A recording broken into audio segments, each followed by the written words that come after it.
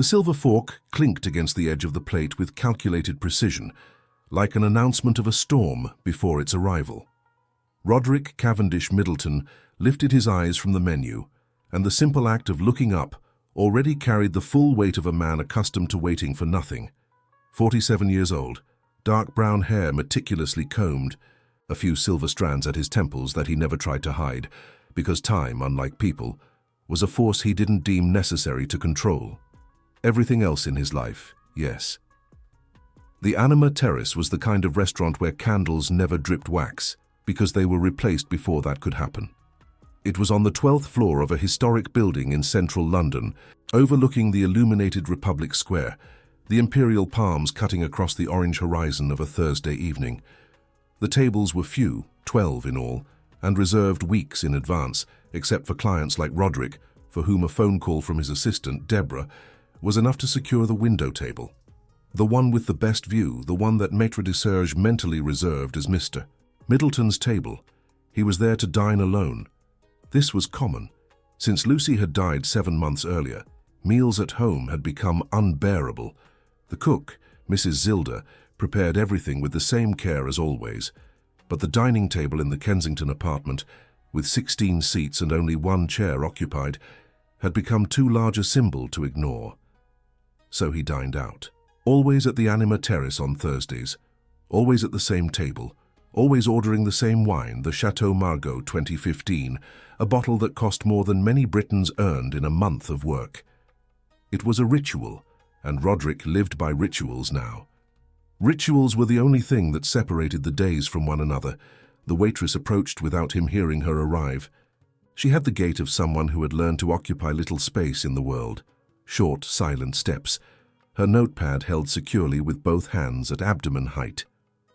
Roderick did not look up immediately. He finished reading the menu, which he already knew by heart, as if reading were a necessary formality for the ritual to work. "Good evening," she said. Her voice was calm, neither subservient nor rehearsed. "May I take your order, sir?" Roderick looked at her for the first time, a woman perhaps 35, 38 at most. Features from the north, light brown skin, dark eyes with a depth he had no interest in noticing. The restaurant uniform, black with a discreet gold buckle on the collar, was impeccable. Hair tied back with a simple clip. No adornment other than a thin wedding band on her ring finger, which he registered with the corner of his eye, and then dismissed as irrelevant information. "The Chateau Margaux 2015, he said without preamble, "and the tasting menu. Without the seafood dish, I have an allergy." She noted it down, confirmed with a nod, and walked away. Roderick returned to his phone. There were 32 unread emails since 6 o'clock, when he had promised himself he would stop working. The promise had lasted 40 minutes. Cavendish Holdings had interests in 6 counties, in sectors ranging from logistics to agribusiness, and the feeling that something could always go off the rails was a constant that he had learned to call focus. The wine arrived 20 minutes later. The waitress positioned herself to his left, rested the bottle on the white cloth napkin, and tilted it slightly so he could see the label. Roderick put down his phone, put on his reading glasses, and examined it. The examination lasted 3 seconds. Then he looked up and fixed his gaze on her with an expression that Maître de Serge, observing from the service station 6 meters away, immediately recognized as a sign that the evening had taken a turn. "This is not what I ordered." She did not flinch. She looked at the bottle, then at him. "Sir, this is the Chateau Margaux 2015, as ordered." "This," Roderick said, with the millimetered patience of someone about to lose all of it, "is the 2015 from the basic line. I ordered the Grand Vin. The label is different. The capsule color is different. The price is different, triply different." He spoke slowly, as if explaining something to a child who insisted on not understanding. "Either you don't know how to read a label, or you can't distinguish a 40-pound wine from a 120-pound one, or both." The silence that followed was the kind of silence that fills an entire restaurant. 3 nearby tables stopped their conversations. The executive couple to the left looked away, embarrassed. An older woman with a pearl necklace looked at the waitress with an expression that mixed pity and curiosity. She showed no anger. She showed no shame. at least not in the way Roderick expected, that immediate blush, the cascading murmur of apologies. She looked at the bottle for a moment, then at him, and simply said, "You are right, sir, I apologize. I will exchange it immediately." "That would be the least expected," Roderick said, already looking back at his phone. "And tell Serge I don't want this wine charged to the bill." She collected the bottle, turned, and walked towards the wine cellar with the same silent steps as before.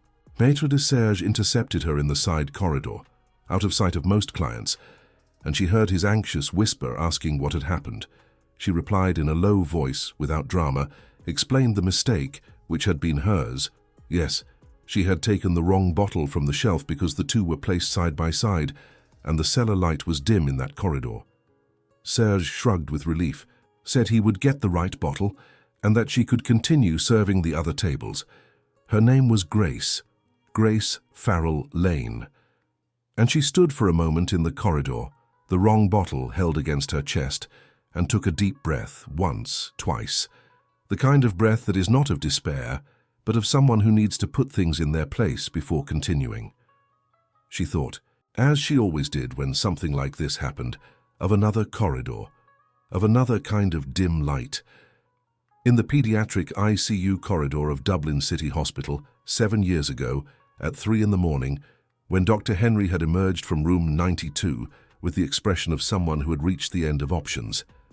She had been outside that room, hearing the beeping of monitors through the door, thinking of an 8-month-old child she had attended for 4 consecutive days, whose eyes, even yellowed by severe jaundice, still reacted to light, still followed the movement of her hand as she slowly passed her fingers before the tiny face. She left the restaurant corridor and returned to the dining room. Serge was already bringing the correct bottle. Roderick Cavendish Middleton was on his phone, completely absorbed, as if the incident was already part of a mental list of minor inconveniences that he catalogued and forgot in equal measure. The rest of the dinner proceeded without interaction. He did not thank when the dishes arrived. He signed the bill at 10:40 p.m. and without a tip, and left with the stride of someone who had a more important place to be. Grace cleared the table. The executive couple who had witnessed everything left a generous tip, the kind of compensatory gesture people make when they feel responsible for the discomfort they observed without intervening. She thanked them with a genuine smile. Outside, Roderick's car, a private chauffeur-driven black sedan, was already disappearing around the street corner.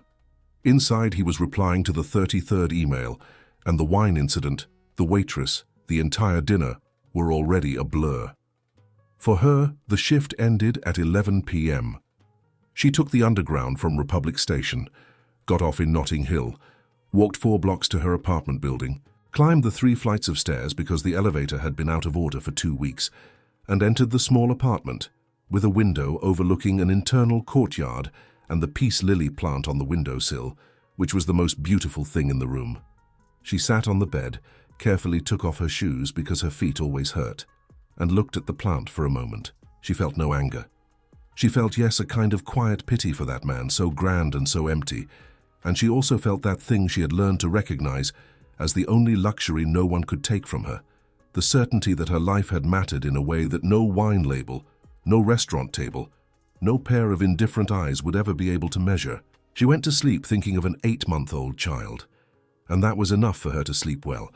The next morning, Roderick woke at 5:40, as always, before his alarm clock. It was an old habit, one of those that started as discipline and became physiology. The Kensington apartment had 180 square meters of silence, and he had learned, in the last 7 months, that dawn silence was different from daytime silence, heavier, more honest. Daytime silence you could fill with meetings, phone calls, decisions. Dawn silence just stayed there, waiting. He went to the window with the cup of coffee that Mrs. Zilder had left programmed in the coffee maker since the night before. London was slowly waking up below, the first buses, the bread delivery people, the cleaners who came from distant neighborhoods to clean offices of people who were still sleeping. Roderick looked at all this without really seeing, his mind already on the day's numbers, the meetings, the 9 o'clock teleconference with the Manchester office. At 6:30, Isabel's bedroom door opened. His daughter appeared in the hallway, still in her pajamas, hair loose and disheveled, eyes half closed like a child who had been torn from sleep rather than woken up. 8 years old. She had Lucy's nose, that slightly upturned nose that Roderick now saw with a mixture of tenderness and pain he hadn't found words to describe and had given up trying. Isabel rubbed her eyes, saw him by the window and went to him with that morning's clumsy gait. "Good morning, Dad." "Good morning, my dear." He lowered his body slightly so she could rest her head on his shoulder, and they both stood looking at the waking city. It was Roderick's best moment of the day, the only one where he didn't feel the need to control anything. At 7, Isabel went to the bathroom, and Roderick returned to being what he was the rest of the time. At the office, in Canary Wharf, the day ran with the efficiency of a well-calibrated machine. The 9 o'clock meeting with Manchester was productive. At 11, he approved the expansion of a logistics corridor in the north. At 2 p.m., he dismissed the investment manager who had presented overly optimistic projections with a dry phrase, "Come back when the numbers are real." His assistant Deborah noted everything in silence, as always, with the skill of someone who had learned to read her boss's human barometer without needing meteorology. At no point during the day did Roderick think of the waitress. The restaurant incident had dissolved into the same mental folder where unproductive meetings, delayed flights, and hotel bellhops who brought the wrong pillow ended up. It was the category of failures in the world around him which he registered, corrected, and deleted. Not out of premeditated cruelty, perhaps, but out of a logic that had calcified in him over decades. People in service positions had the function of executing tasks, and when they didn't do so correctly, the result was an interrupted transaction, nothing more. That there was an entire human being on the other side of that transaction was information his mental architecture had learned to leave out of main processing. Lucy had tried to change that. She would say, with the patience of someone who repeats the same thing because she believes one day it will sink in, that every person visible to the world by a function is first invisible to it. That one needed to look at the human side before the role. He would listen, nod, and at the next dinner, call the waiter by his position instead of his name without realizing it. Now Lucy was no longer there to remind him. That Thursday, 4 days after the incident, Roderick left the office at 7 p.m., which was early by his standards. Isabel had a semester closing at school, and he had promised, and promises to his daughter were among the few he honored consistently. They dined together at home, pasta with tomato sauce that Isabel had specifically requested, and she told him about a friend who had gotten a pet rabbit, and he really listened, without his phone on the table. After dinner, while Mrs. Zilda cleared the dishes and Isabel took a bath, Roderick sat on the balcony with his second glass of wine of the day, and for the first time in a long time, he didn't think about business. He thought about Lucy, not with the acute pain of the first months, but with that longing that hurts differently, wider and less sharp, like a pressure in the chest that you learn to carry, but not to ignore. Lucy had been a civil engineer, practical, rigorous, with the same aptitude for numbers that he had, but with a completely distinct quality. She saw the people who built things, not just the structures. She always said that a construction was first a set of hands and only then bricks. Roderick had loved that quality in her with the same intensity with which he had failed to learn from her.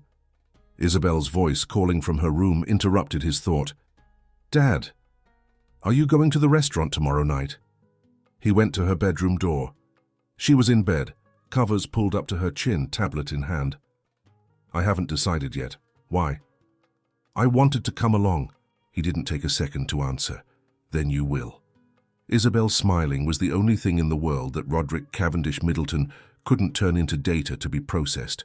It was just a thing that existed, and that was good. On Friday morning, 2 floors below the same apartment, another kind of routine was repeating itself. Not in that building, but in the 3-story apartment in Notting Hill, where Grace Farrell Lane opened her eyes at 8 a.m., which was late for her on a day off, but which her body demanded when her legs had spent 6 hours on the restaurant's wooden floor. Chronic pain had different textures each day. There were days when it was a dull throb in her right hypochondrium, others when it was a fatigue so profound that it seemed to come from her bones. The doctor at the specialized outpatient clinic where she consulted every 2 months called it post-surgical fibrotic sequela, and she had learned to say the term with the same naturalness with which she would say the name of the street where she lived. It was simply part of her life's address. She had coffee with whole wheat biscuits she bought at the corner shop, watered the peace lily with the right amount of water, opened the window to the internal courtyard. A pigeon had nested on the neighbor's windowsill, and there were 2 cream-colored eggs she had been discreetly watching for a week. That morning the eggs were still there. She considered it good news. At 11, she went to the market. At 2 p.m., she called her sister in Dublin, Thelma, with whom she spoke every Friday without fail. Thelma worked as a primary school teacher, had 3 children, a noisy life, and a laugh that filled the phone. The conversation lasted 40 minutes, and Grace felt better afterwards. At 6 p.m. and she was in uniform, waiting for the bus on Portobello Road. The Anima Terrace was 35 minutes away by bus. She always arrived 20 minutes before her shift, because punctuality was one of the few things that depended entirely on her and not on the day's pain. Maître de Serge greeted her in the changing room with a nod and the information that there would be a reservation for 2 at 8 p.m. window table. She didn't ask the name on the reservation. There was no reason to. At 8 o'clock and 3 minutes, Roderick Cavendish Middleton entered the Anima Terrace with Isabel's hand in his, and the girl looked around with those wide eyes of a child, still surprised by the world. Maître de Serge seated them at the window table, handed them the menus, and Roderick, on an impulse he himself wouldn't have rationally explained, put down the menu and said to Serge before he walked away, "The waitress from last Thursday. What's her name?" Serge blinked, slightly surprised. "Grace, sir. I want her to serve this table." Serge nodded with the discretion of someone who asks no questions and went to fetch Grace, who was serving table 4. She heard the message, looked briefly at the window table, saw the man from Thursday, breathed once in her usual way and walked towards them. Isabel was looking at the city lights below, her hands resting on the glass. When she felt someone approach, she turned and stopped.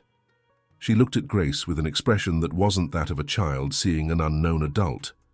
It was something else, something that Roderick, looking at his daughter, couldn't immediately name, but which made his stomach clench even before he understood why. Isabel opened her mouth, closed it, opened it again. And then, with the absolute and unceremonious certainty that only children have when they know that they know, she pointed her finger at Grace and turned to her father with eyes full of a light he hadn't seen in her since Lucy was still at home. "Dad," she said, her voice 3 tones higher than the restaurant's exquisite silence allowed. "Dad, I know her." The world has the capacity to stop. Roderick Cavendish Middleton had always considered that expression a literary device, a sentimental hyperbole of the kind Lucy used, and which he listened to with affectionate tolerance. But at that moment, with his daughter pointing at the waitress and the entire restaurant reduced to a cone of light over that table, he understood that it was indeed possible for time to find a loophole and become suspended. Grace had stopped 2 meters from the table. Her face revealed no immediate recognition. She looked at the girl with the cautious and gentle attention of someone who encounters an agitated child and isn't quite sure what came before the agitation. "Where do you know her from, Issa?" Roderick asked, in a voice that tried to sound casual and failed. Isabel had already gotten out of her chair. It was the kind of movement he would normally have intercepted, that abrupt leap that defied the rules of behavior he himself had established for restaurant dinners. But he remained motionless, and she went to Grace with the determined steps of an 8-year-old carrying no hesitation, and before any adult at the table could say anything, she took Grace's hand with both small hands and looked up at her. "Granny has your picture," Isabel said. "The picture with the hospital sign, the lady in the white uniform with different hair. But it's you. I recognized you." Grace looked at the girl, and then something happened on her face, something subtle, like an inner door slowly opening, an emotion she recognized before she could fully name it. She looked into the child's dark eyes, at the slightly upturned nose, at the light brown complexion, and something inside her asked a question she had allowed herself to ask very rarely in the last 7 years, because the answer always seemed too big for the space of everyday life where she lived. "What's your name?" she asked. and her voice came out a little lower than usual. Isabel Middleton.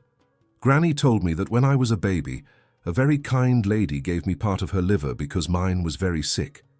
And Granny has that lady's picture in a frame at her house in Oxford. Isabel paused briefly, the pause of someone who has carefully organized their speech in their head and is now checking if all parts are in the correct order. I've seen the picture a lot of times. You are her. The silence that settled was different from 4 days earlier, when Roderick had raised his voice about the wine. That silence had been the kind that embarrasses. This was the kind that sanctifies. Roderick was standing now without having realized he had risen. He looked at the waitress, at his daughter, and at Isabel's small hand holding the hand of a woman he had called incompetent 4 days earlier, before 12 tables of witnesses, and the feeling that overwhelmed him had no exact name. It had the temperature of a burn. Grace looked at him. Their eyes met for the second time in less than a week, but they were different eyes now. Or perhaps they were the same and he was the one seeing differently. She said nothing for a moment. Then she knelt slightly, placing herself at Isabel's height, with a naturalness that seemed to say that the height of children was a place she knew well. "You remember me from a photograph," Grace said, with a gentleness that was not performative. It was simply how she spoke to children, direct, respectful, without condescending diminutives. "That means your grandmother wanted you to know this story. That's a very beautiful thing for her to do." "Granny said the lady in the picture was the bravest person she ever met," Isabel said, and then with the relentless logic of an 8-year-old. "Were you brave before or have you always been?" Grace gave a short, soft laugh. The kind of laugh that isn't forced, that happens because the question is genuine and beautiful. "I think we discover we're brave when we need to be. There's not much point in being brave in a vacuum." Isabel considered this seriously. Then she opened her arms and hugged Grace the way children hug, when there's no protocol to prevent it. With her whole chest, her head buried at Grace's abdomen height, her short arms trying to reach her back. Roderick saw Grace close her eyes for a second, just one, and one of her hands went to the girl's back in a gesture that was both careful and complete. He needed to look at the window, at the lights of London below, the cars, the palms in the square. He needed a place to put his eyes that wasn't that scene, because that scene was doing something he hadn't authorized to be done. When he looked back, Grace had stood up and was telling Isabel, gently, that she needed to work, but that she had been very happy to meet her. The girl returned to her chair, radiant, with the expression of someone who had just solved a riddle she had carried for years, without knowing she was carrying it. Grace positioned herself again beside the table with her notepad. She didn't try to turn the moment into something bigger. She simply said, "May I take your order?" Roderick opened his mouth, closed it, opened it again. And for the first time in decades, Roderick Cavendish Middleton, who had an answer for every business question, every market challenge, every management crisis he had ever navigated, found no words that were sufficient for the moment he was in. He began, and stopped.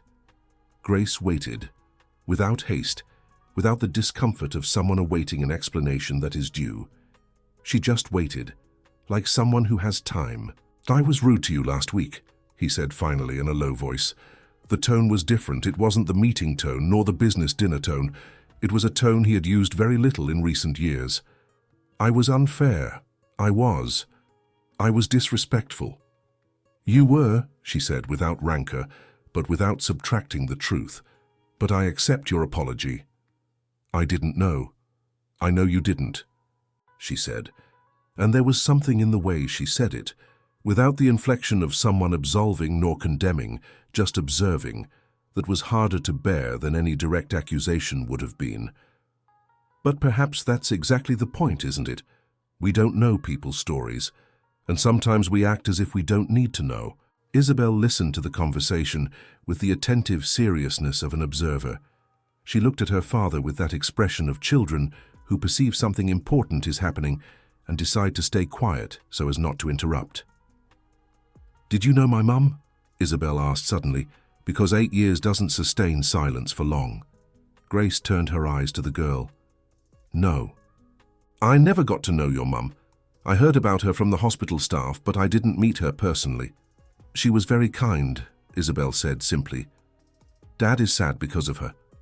Isabel, Roderick said in a gentle warning tone. It's not a lie, the girl said reasonably. It's not a lie, he agreed after a moment. Grace looked at the two of them, the father and daughter, at the space between them that was both close and full of something still being processed.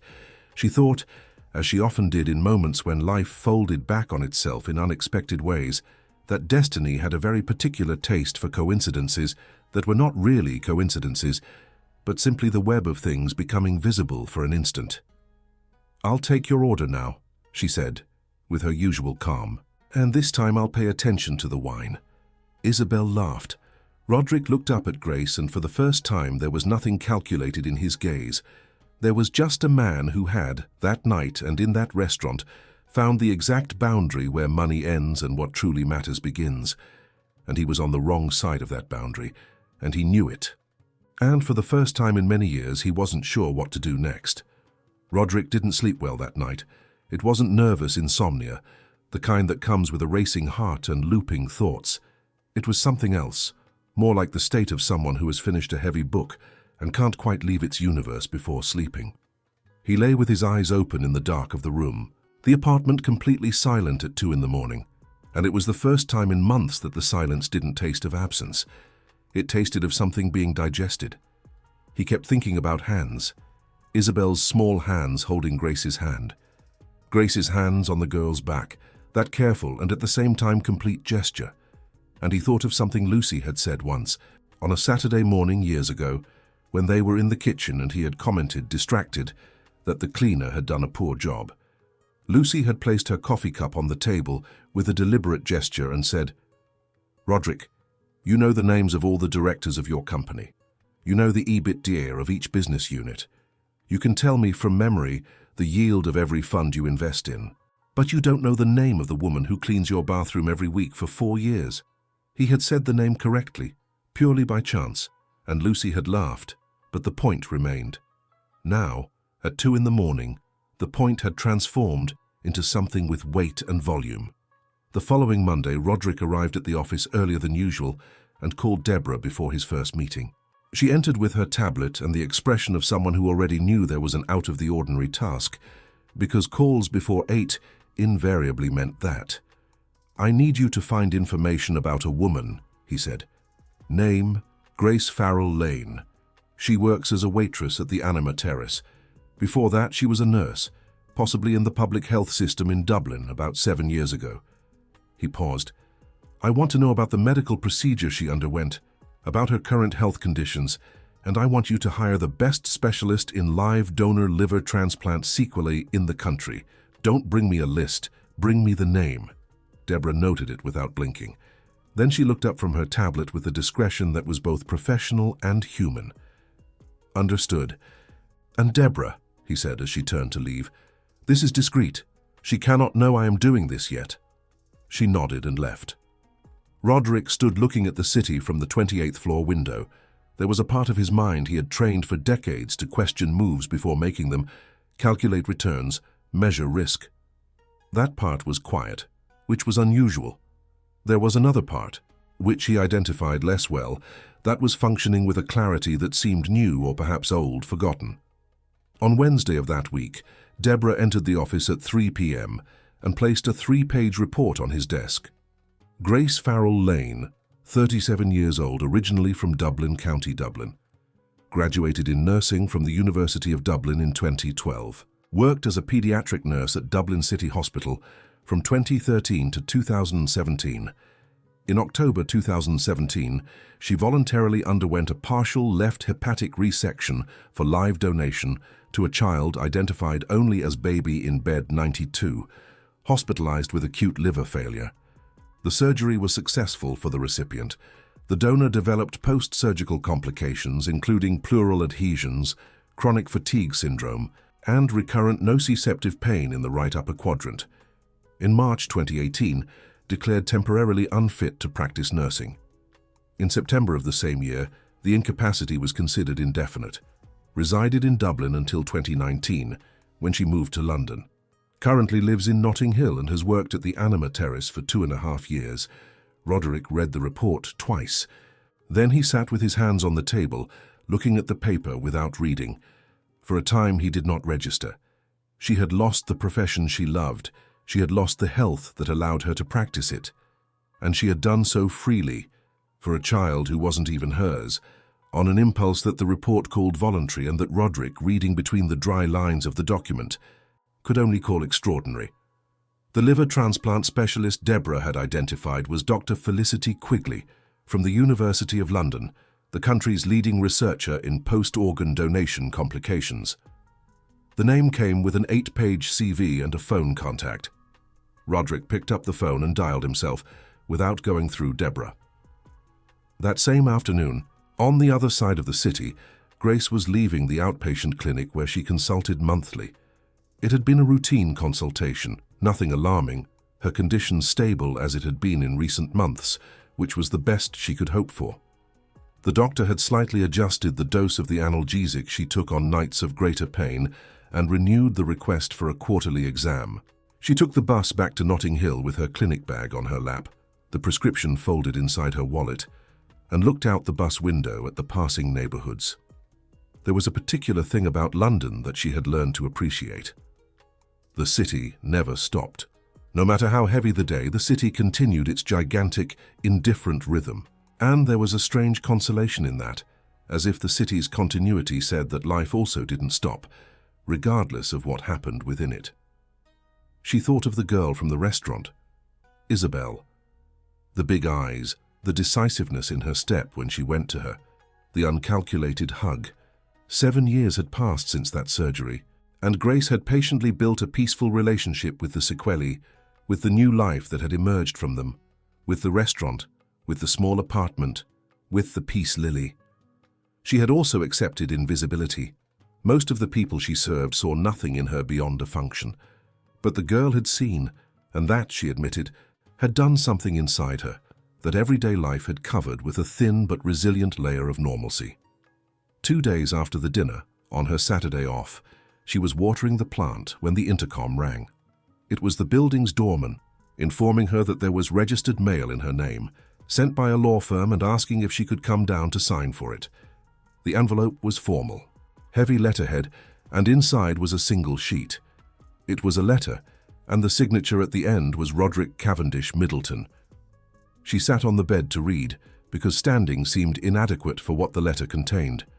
He wrote that he had hired Dr. Felicity Quigley to conduct a complete assessment of her health conditions and present a treatment plan, that the cost of all procedures and medications would be fully covered by him, that he understood she might refuse, and that if she refused, he would completely respect that decision, but that he needed to have made the offer, not because it was what money allowed him to do, but because it was the minimum that his conscience demanded.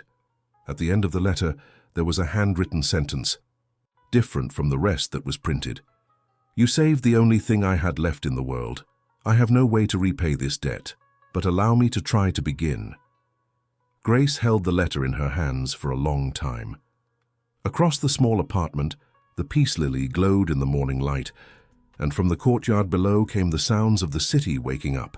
She folded the letter carefully and placed it on her bedside table, and she kept thinking, not about whether she would accept or not, because she knew that decision would take a few days to make. She kept thinking about how the same world that diminishes us sometimes has the generosity to show us that there was on the other side someone who was still capable of seeing. And that, for that Saturday morning, was already enough. Grace's reply arrived 5 days after the letter, also on paper, also by registered mail, on a simple sheet of notebook paper folded in half inside a white envelope bought at the corner stationery shop. Roderick opened the envelope in his office before the day's meetings, with the attention reserved for things that come from unexpected places. She wrote in small, neat handwriting without excessive pressure, the lines slightly inclined as if writing on an uneven surface. She thanked him for the offer. She said she had reflected carefully and would accept the medical follow-up, not because she needed charity, but because she had learned from years of working in healthcare that refusing treatment out of pride was a form of self-punishment that one imposes on oneself without anyone asking. She wrote that pride had its place, but that the body had its rights, and that the two needed to understand each other. Then there was a sentence that Roderick read 3 times in a row. "I accept the medical help because it is for me, but I do not accept any other type of financial compensation.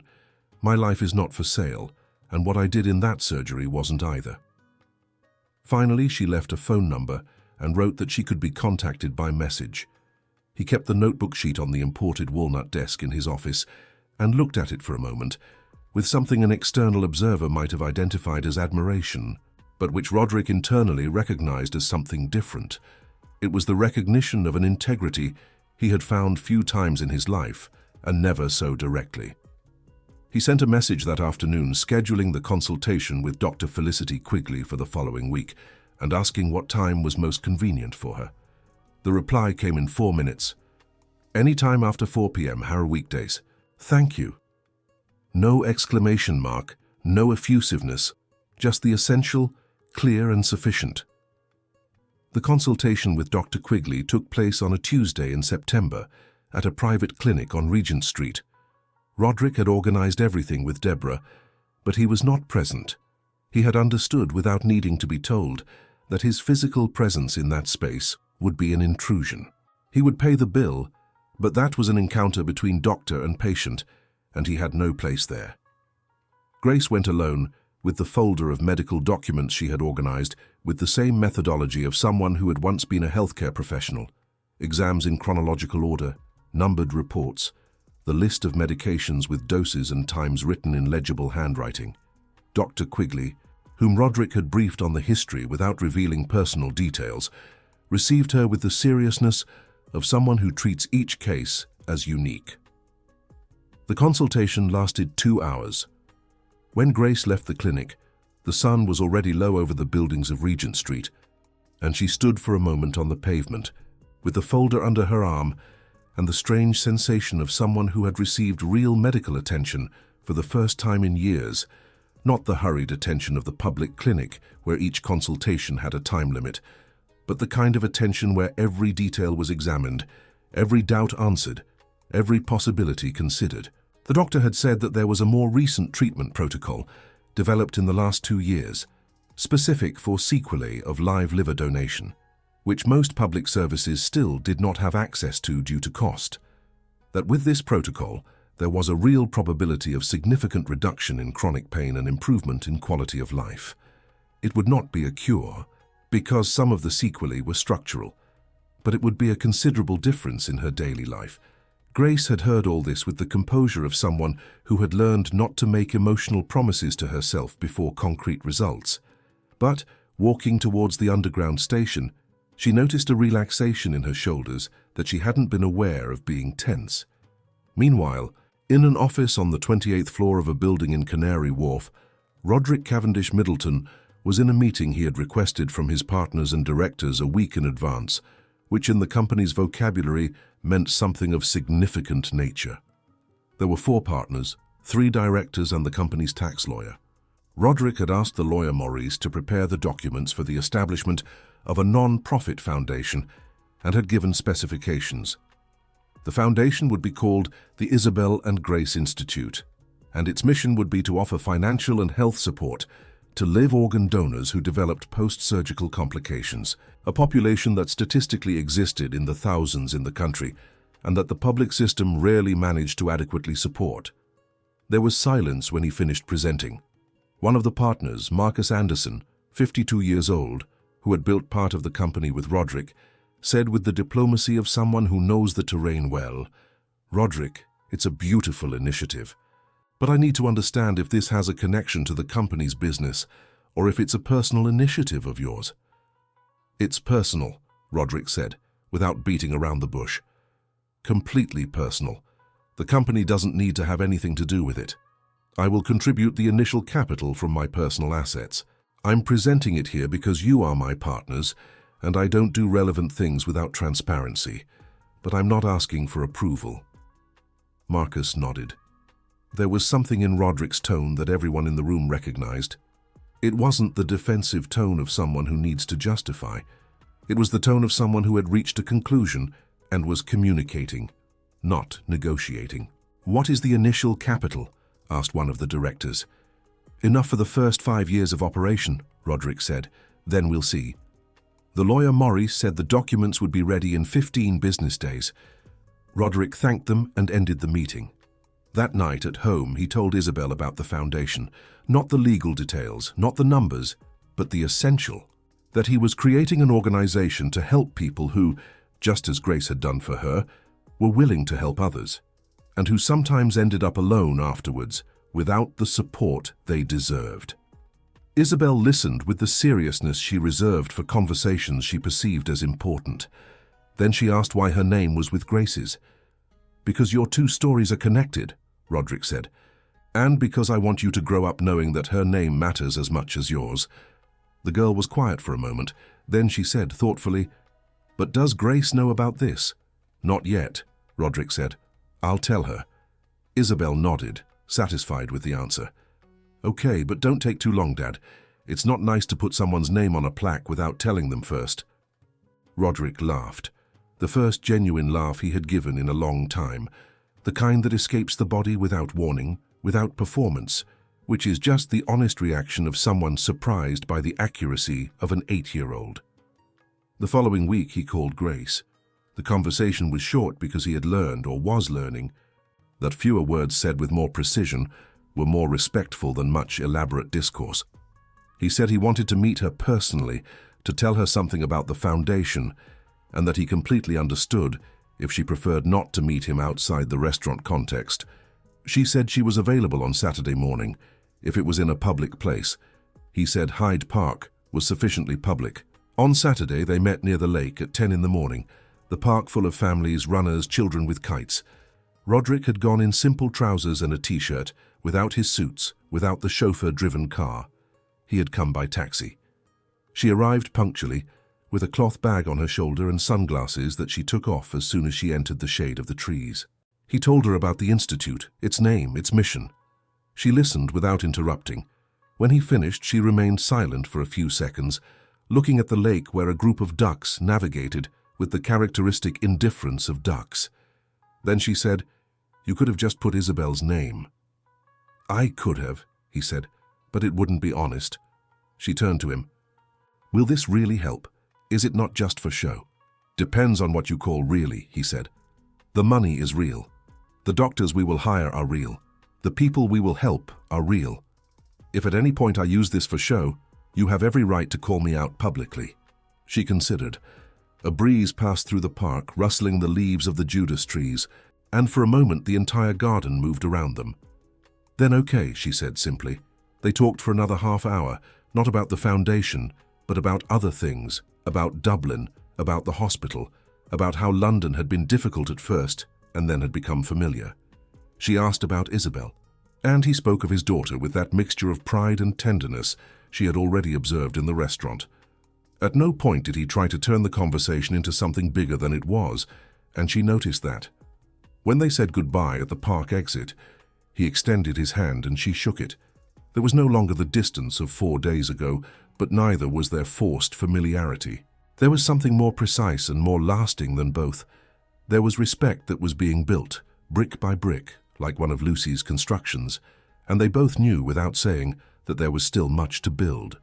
November arrived in London with that particular luminosity of late spring afternoons, when the sun becomes more horizontal, and the city, seen from a certain height, appears golden for a brief interval before dark. Isabel Middleton would turn 9 on the 14th, and the party had been planned with the criterion she herself had established. "It doesn't have to be big, Dad. It needs to have the right people." Roderick had noted the phrase and registered it. It was the kind of thing Lucy would say, and recognizing Lucy and his daughter no longer hurt in the same way. It still hurt, but it was a pain that had learned to coexist with other things, with the joy of hearing Isabel's laughter, with the taste of early coffee, with meetings that went well, with the November sun. The party would be on Saturday afternoon at the Kensington apartment, which had been transformed by Isabel and Mrs. Zilda into a landscape of green and yellow streamers, because Isabel had decided that the colours should be those of the flag of County Dublin, and when her father asked why, she had replied, "With the naturalness of children who make decisions based on logics completely coherent within their own universe. Because Grace is from County Dublin and the party is for the right people. Roderick did not argue. Grace learned about the party through a message from Roderick 2 weeks earlier, dry and direct as she had learned his communications were when he was being genuine. Isabel wants you to come to her birthday party on the 14th at 3 p.m. You don't need to bring anything, just showing up is enough. She had held her phone in her hand for a long time after reading that. In the last 2 months, the treatment with Dr. Quigley had begun to show results that she registered with the caution of someone trained not to confuse trend with conclusion. But the data was clear. Nights of acute pain had reduced from 4 or 5 per week to 1, occasionally 2. Fatigue still arrived, but it arrived later in the shift, and there were days when she finished work at the restaurant and walked the 4 blocks back home, which was previously unthinkable. Her body had become a little less heavy, and this lightness, however small, had brought a clarity she had missed without knowing exactly how much. She had replied to the message, "I will be there." On November 14th, she arrived at the Kensington building with a gift wrapped in simple craft paper, which she had bought at a bookstore. An illustrated atlas of the United Kingdom for children with colorful maps and stories of each biome, each county. She had placed a handwritten note inside which said, "For Isabel, the United Kingdom is huge and full of stories. May you explore many of them." The doorman announced her, and Roderick came down to meet her in the lobby, which she had not expected. "You didn't have to come down," she said. "I know," he said, "but I wanted to." There was something different about him that she had progressively noticed over the last few months. A quietness that was not the coldness from before, but a kind of settling, like when a structure that was too tense finally distributes its weight more evenly. He was still direct, still precise, still had the efficiency that years of business had calcified in him. But there was a new space around all of it, a margin. The apartment was full with the exactness Isabel had prescribed. It wasn't a building party with 50 screaming children.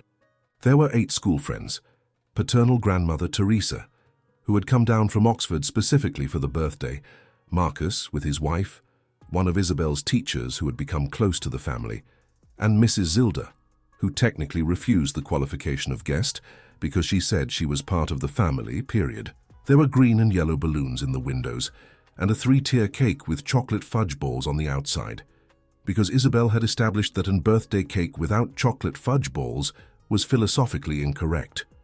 When Grace entered the living room, Isabel saw her from across the room and went to her with the same determined step from the restaurant, as if the distance between them always needed to be covered with urgency. "You came," the girl said, as if there was still a small margin of doubt that had only been eliminated by that physical presence. "I came," Grace said. "I knew you would come." Isabel took her hand and pulled her towards Granny Teresa, who was sitting on the sofa with the expression of someone who had, at that moment, seen more than she expected to see on that late November afternoon. Teresa Middleton was 71, short, with short white hair and eyes the same dark brown as Roderick's. When Grace approached, the old woman stood up, which required a visible effort from the knee she never commented on, and stood for a moment looking at her with the intensity of people who have kept an image for a long time and are now checking if reality matches. "I have your picture," Teresa said. Her voice was hoarse and direct, from the English countryside. "The plaque said Nurse Grace from bed 92. I put it in a frame and put it in the living room, because I wanted my granddaughter to grow up knowing that there are people like that in the world." Grace opened her mouth to say something and found that the words needed an extra second to arrive. "Thank you," she said finally, "for keeping the picture and for telling her." Teresa squeezed her hand with both hands, as Isabel had done in the restaurant, and simply said, "Thank you for my granddaughter being alive." There was nothing to add, and neither of them tried. The afternoon passed with the particular joy of a well-proportioned party, where there was enough space for conversations to truly happen. Grace stayed in Teresa's circle for a while, listening to stories of Dublin, of the hospital, of how the news of the donor had arrived through a social worker 6 months after the surgery, when Isabel had already been discharged and was at home growing as she should. Then she stayed with the girls, who wanted to show her the presents Isabel had received. Then she stayed with Mrs. Zilder, who took her to the kitchen to taste the chocolate fudge balls before the cake, because, according to Mrs. Zilder, the real birthday happened in the kitchen before the main room.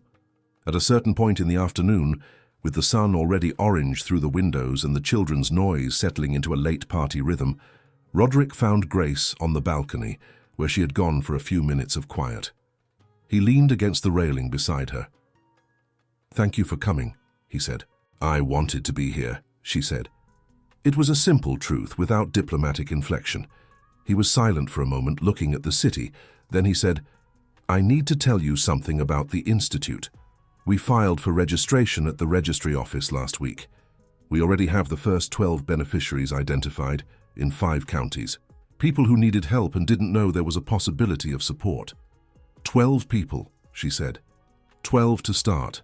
Dr. Quigley will coordinate the medical protocol.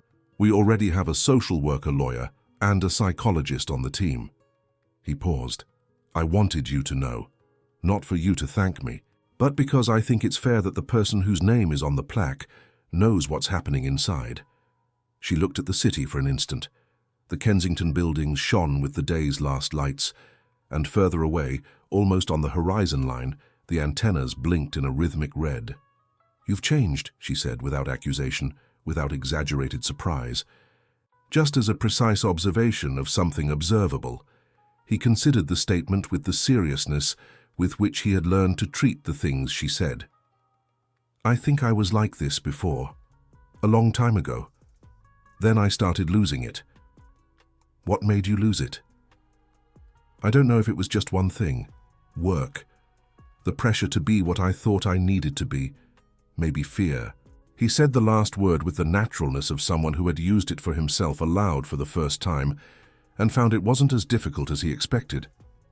"After Lucy, the fear grew bigger, and I responded to fear with more control.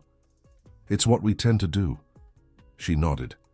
She didn't say she understood in a rhetorical way. She said it because she truly understood. "Aren't you going to ask what I feared?" "I already know," she said. "You feared that without control things would collapse. And when Lucy was gone, you were right. It did collapse, and control didn't help at all." He looked at her. There was a precision in that observation that was surgical without being cruel, that named without stabbing. "Yes," he said, "exactly that." From inside the apartment, Isabel's voice called, "Dad, come sing Happy Birthday." And there was in her voice that specific urgency of a child who needs all her loved ones to be gathered in the same space at the same time, as if the birthday were a gravitational force that tolerated no absences. Roderick and Grace exchanged glances for a second, and there was something in that look that didn't need to be named. It was the recognition of 2 people who had arrived at the same place by completely different paths, carrying completely different stories, and who found, on that late November afternoon, a common surface where it was possible to be. They went inside the apartment. The cake arrived with 9 candles, the lights were turned off, and the entire room was illuminated only by the small, stable flame of those 9 lights that were Isabel's time in the world. She blew so hard that she put them all out at once and laughed a laugh as big as the room could hold, which was bigger than the apartment suggested. When the lights came back on, Roderick was beside Grace and Teresa was on the other side of the girl, and Mrs. Zilder served chocolate fudge balls to everyone without asking if they wanted them, because the answer was always yes. Later, when the last guests had left and Isabel had been taken to her room by Mrs. Zilder with the heavy sleep of someone who had spent the whole day at once, Roderick accompanied Grace to the elevator. In the corridor before the door opened, he said, "She taught me what matters. You taught me I was looking in the wrong place." She put her bag on her shoulder, the atlas of the United Kingdom already given to Isabel, who had spent 20 minutes discovering where County Dublin was on the map and wanting to know about the River Thames. "You didn't need me to learn that," Grace said. "You just needed a moment that forced you to stop. That moment was you." The elevator opened. She stepped in. Before the doors closed, she said with her usual calm, with that voice that had maintained the same temperature in the worst and best moments, "Take good care of her, Roderick, and take a little care of yourself too. Isabel needs a whole father, not just a functional father." The doors closed. He stood in the corridor for a moment, listening to the elevator descending. And then he returned to the apartment, where there was a little cake left on the tray and green and yellow streamers on the floor, and the feeling that something had been inaugurated that day that didn't have an exact name yet, but that was real and good and his. In the Notting Hill apartment that night, Grace arrived home, climbed the 3 flights of stairs. The elevator was now working, but she had already formed the habit of the stairs because her legs had improved enough for it to be possible, and turned on the apartment light. The peace lily was in bloom. It was the second flowering of the year, which was unusual, and she stood looking at it for an instant, her bag still on her shoulder, and smiled at the plant the way one smiles at things that are small and beautiful and simply there. She went to sleep thinking that there was in the world a 9-year-old girl who existed because 7 years ago she had made a decision, and she thought that there was also a man who had begun, slowly and with stumbles like everyone else, to become someone better than he had been. And she thought that the peace lily had bloomed twice in the same year, and that all of it together was a life. End of story. If Grace and Isabel's journey touched your heart, know that we have many more stories like this to share with you.